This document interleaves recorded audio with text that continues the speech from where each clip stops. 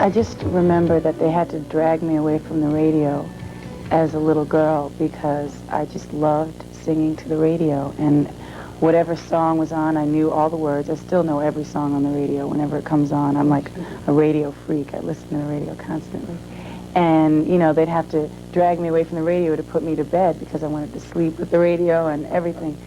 So, you know, that's basically what I remember. I mean, there was always music playing in my house. I have an older brother and an older sister who were into, you know, Stevie Wonder and Gladys and everything when I was growing up. So I got exposed to that. And then my mother was singing opera, so I had a really wide range of influences happening there. Once when your mother had you out and about with some people in the industry, one of them remarked, "Why are you dragging her along?" To which she responded, "She's 6 going on 35. What made you such a serious child?"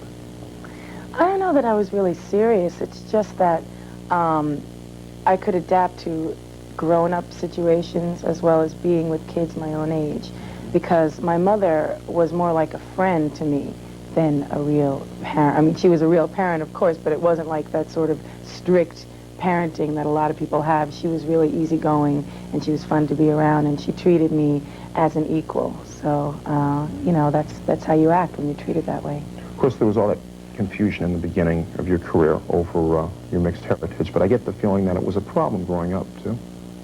Well, it wasn't your average family situation. My parents divorced when I was 3, and growing up in an interracial family and stuff was a little different.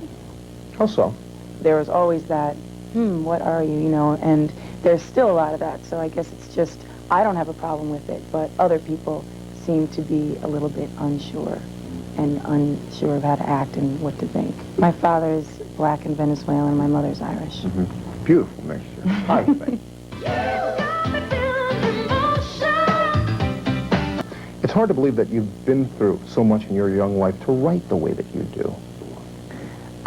A lot of what I write is observation, or me, you know, not necessarily from personal experience, but, you know, everything is relative, you know what I mean? Something can affect you when you're young just the same way it affects you as you're getting older. So I think maybe my outlook from the first album till now has changed a little bit. I mean, I started writing in high school, and then immediately after I got out. It's sort of like you go through a lot of changes, especially living. I lived in Manhattan by myself from a really, really early age, and I think, you know, the struggling part of it helped me to really stay real and stay focused. A lot of people compare you to the late Minnie Riperton. How much of an influence was she? It's flattering for me. I mean, she was a great, great singer, and she was definitely influential in developing that side of my voice. Really? One of the people you sang along with? Yeah, definitely sang along with her. When I heard Loving You as a little girl, I always wanted to try and hit those notes. And I realized later that I had that in my voice. So I've just been experimenting with it. You ever been in love? Maybe. Trying to get personal on me. Nice ring. No. Thank you. You're welcome. So does that mean we'll be settling down soon? That's a nice suit. Where'd you get it? You'll tell me later.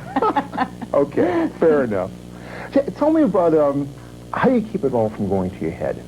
I grew up not having a lot of money, and then when I left home, I had to support myself and go through the rejection period. And even though it wasn't that long, it was a very concentrated period of time because I didn't goof off. I didn't go out with my friends. I didn't do anything but work and focus on my music. Thank God it's happened for me because it's a lot of luck, but it's also been a lot of hard work.